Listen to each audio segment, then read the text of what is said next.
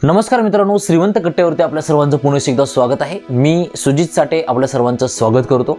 मागच्या व्हिडिओमध्ये मी राग कसा नियंत्रित करायचा याबद्दल बोललो होतो। त्या ठिकाणी मी एक गोष्ट बोललो होतो की आपल्याला राग येतोय हे बघण्यासाठी आपलं मन शांत असावं लागतं, पण ते मन शांत कसं होतं त्याबद्दल आज मी बोलणार आहे की मन एक्झॅक्टली स्थिर कसं होतं, शांत कसं होतं। मनाला शांत करण्यासाठी आजपर्यंत बऱ्याचशा लोकांनी बरेचसे उपाय सांगितले आहेत। मेडिटेशन करा, ध्यान करा, योगा करा, त्यांनी मन शांत होईल। ध्यान असेल, मेडिटेशन असेल, हे शब्द ऐकल्यानंतर आपल्या डोक्यात असा विचार येतो की एखाद्या ठिकाणी जाऊन शांत बसणं आणि एखादा मंत्र जपणं, पण त्याला ध्यान म्हणत नाहीत। ध्यान म्हणजे काय? स्वतःकडे बघणं की माझ्या डोक्यात कुठले विचार चालू आहेत। मी आनंदी झालो असेल तर मी आनंदी का झालो, मी जर दुःखी झालो असेल तर दुःखी का झालो, मी जर एक्साइटेड असेल तर एक्साइटेड का आहे, किंवा 24 तास स्वतःकडे लक्ष देता आलं पाहिजे। आणि जसं जसं आपण स्वतःकडे लक्ष द्यायला लागतो ना, तसं तसं आपल्याला आपल्या मनाचा स्वभाव कळायला लागतो। आणि जसं जसं आपल्याला मनाचा स्वभाव कळायला लागतं ना, तसं तसं आपल्याला मन समजायला लागतं की मन एक्झॅक्टली आपलं कसं वर्क करतं।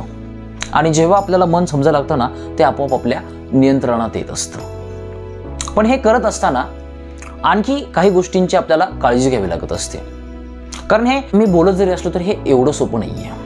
कसं असतं माहिती का, आपण 24 तास श्वास घेत असतो, हे कंटिन्युअस प्रोसेस चालू असते, पण आपण त्याच्याकडे कधी ऑब्झर्व नाही करत की मी श्वास घेतोय। मनाचं पण तसंच आहे, 24 तास मन आपल्या सोबत असतं आणि ते आपल्यावर राज्य करत असतं, आपण त्याचे गुलाम असतो।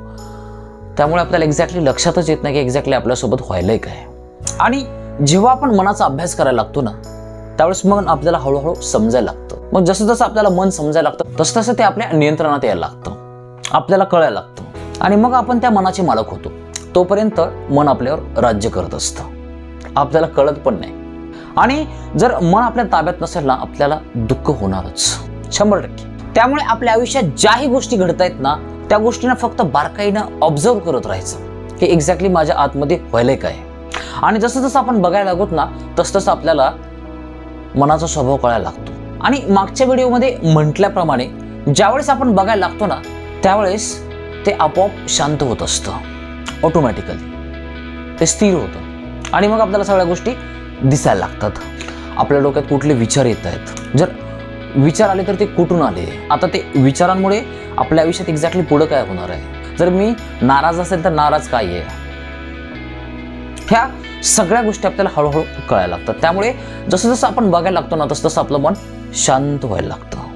आणि ज्यावेळेस आपलं मन शांत होतं ना, त्यावेळेस आपल्यासोबत ज्याही गोष्टी होत असतात ना, त्या आपल्या कंट्रोलमध्ये असतात। मग आपल्याला सगळ्या गोष्टी दिसायला लागतात की जेही होईल ते एक्झॅक्टली का होईल। मला राग जरी येत असेल तर मला राग का येतोय, हे केव्हा होतं? ज्यावेळेस आपल्याला आपलं मन समजायला लागतं। तुकोबाऱ्यांचे एक अभंग देखील आहे, मन करा रे प्रसन्न सर्व सिद्धीचे कारण। कुठल्या सिद्धींविषयी बोलतायत ते? म्हणजे ज्यावेळेस आपण मनाला समजून घेतो ना, मन समजायला लागतं। आणि जसं जसं मन समजायला लागतं ना, त्याच्यामधला जो उत्कर्ष आहे ना, तो आपल्याला आनंद भेटायला लागतो। आणि जेव्हा आपण ही गोष्ट कॉन्स्टंटली करत राहतो ना, त्यावेळेस मग आपल्याला तो स्वभाव बनत जातो, आपली ती हॅबिट बनत जाते। मग आपलं 24 तास आपल्यावरती लक्ष असतं, 24 तास, आणि मग आपल्या मन कंट्रोलमध्ये येतं। तोपर्यंत आपण काही जरी केलो, किती जरी मोठी आपण सक्सेस अचीव केली, काही जरी केलं तरी आपल्याला आनंद नाही मिळत। मी म्हणत नाहीये त्या गोष्टी चुकीच्या आहेत, त्याही गोष्टी तेवढ्याच महत्त्वाच्या आहेत, पण सगळ्यात जास्त महत्त्वाचं असतं की आपलं मन आपल्या नियंत्रणात असणं।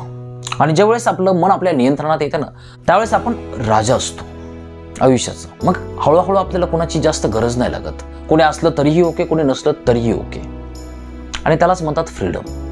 ह्या गोष्टी थोड्याशा डीप आहेत, त्यामुळे कळायला थोडासा प्रॉब्लेम होऊ शकतो, बट हे खूप महत्त्वाचं आहे। आणि हे झालं आतल्या दुनियेतलं। आणि बाहेरच्या दुनियेत ज्यावेळेस आपण जगत असतो ना, त्यावेळेस आपण एक गोष्ट कधी नोटीस नाही करत, ज्याही आपण सगळ्या व्हायलन्सच्या गोष्टी बघतो ना, त्यामुळे आपलं माइंड डिस्टर्ब होत असतं, आपल्या डोक्यामध्ये तसेच थॉट्स यायला लागतात। सगळ्यात जर चुकीच्या गोष्टी आपण बघत असू ना, डोळ्याने आपल्या कानानं जर चुकीच्या गोष्टी ऐकत असू, चुकीच्या संगतीमध्ये असू ना, तरी देखील आपलं मन डिस्टर्ब राहतं, आपल्याला आनंदच नाही मिळत। आणि ह्या ज्या गोष्टी सांगितलेल्या असतात ना, त्या कळतच नाहीत। पहिल्या मिनिटालाच आपण लेफ्ट करतो, ते सोडून विषय काहीतरी किरकिर करत बसतोय। आणि यालाच म्हणतात आयुष्यामधलं दुर्भाग्य। ह्या गोष्टी कळणं म्हणजे भाग्य असतं, आणि ह्या गोष्टी न कळणं म्हणजे दुर्भाग्य असतं। म्हणजे मनोरंजनामध्ये एवढे अडकलेले आहेत ना, त्यांना ह्या गोष्टी कळतच नाहीत।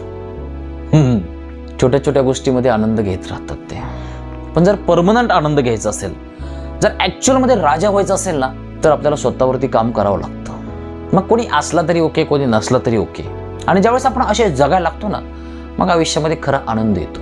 काय भेटलं तरी ओके, काय नाही भेटलं तरी ओके. त्यामुळे राग यायचा काही विषयच राहत नाही आपल्या आयुष्यामध्ये. आपण जेवण करत असताना चांगलं अन्न खातो, सगळ्या गोष्टी, पण आपल्या डोक्यामध्ये काय चाललं नाही ह्या गोष्टीकडे आपण कधी विचार नाही करत. बरेचसे लोक आहेत चांगले सोटापोटात येतात, पण त्यांचे ज्यावेळेस विचार ऐकतो ना, त्यांना 2 मिनिट सुद्धा मला जवळ थांबू वाटत नाही. त्याला म्हणते भिकारचोट जिंदगी. आज 450 वर्ष झालं तुकोबा रायला जाऊन, पण आजही त्यांच्या शब्दांमध्ये अमृत आहे, ती ताकद आहे. काय बोलले तुकोबा राय, हे आपलं बोलणं जगानं लक्षात ठेवलं पाहिजे. एवढं श्रीमंत व्हायचं, लोकांसाठी नाही, स्वतःसाठी. कारण आनंद हा आपल्याला मिळत असतो, आणि तो केव्हा मिळतो, ज्यावेळेस आपण मनावरती काम करायला लागतो. पण हे बोलत तो तेवढं सोपं नाही आहेत ह्या गोष्टी. त्यासाठी ॲक्च्युअलमध्ये खरी मेहनत आहे. एकतर पहिल्यांदा ह्या सगळ्या गोष्टी कळणं हाच खूप मोठा भाग आहे, आणि त्यानंतर मग त्यावरती काम करणं, ह्या सगळ्या गोष्टी ऑब्झर्व करणं, ह्या गोष्टींवरती थांबणं. कारण कसं असतं म्हणजे ज्यावेळेस आपण ऑब्झर्व करायला लागतो ना, तसं आपल्यामध्ये तो पेशन्स बिल्ड व्हायला लागतो. आपण स्थिर व्हायला लागतो, आपलं शांत व्हायला लागतो. आणि जसं जसं आपण शांत होतो ना, तसं मग काय, आपलं माइंड एकदम शांत असतं, डोक्यात एकही विचार नसतो. आणि ज्यावेळेस आपण अशा स्थितीला पोहोचतो ना, मग आपण राजा असतो. आय होप की आज माझ्याकडून तुम्हाला बऱ्यापैकी ऐकायला मिळालं असेल. जर गोष्टी आवडल्या असतील तर तुम्ही कमेंट बॉक्समध्ये मेन्शन करू शकता. जर चॅनल अजून सबस्क्राईब केलं नसेल तर करू शकता. Thank you so much for watching this video. God bless you. Bye.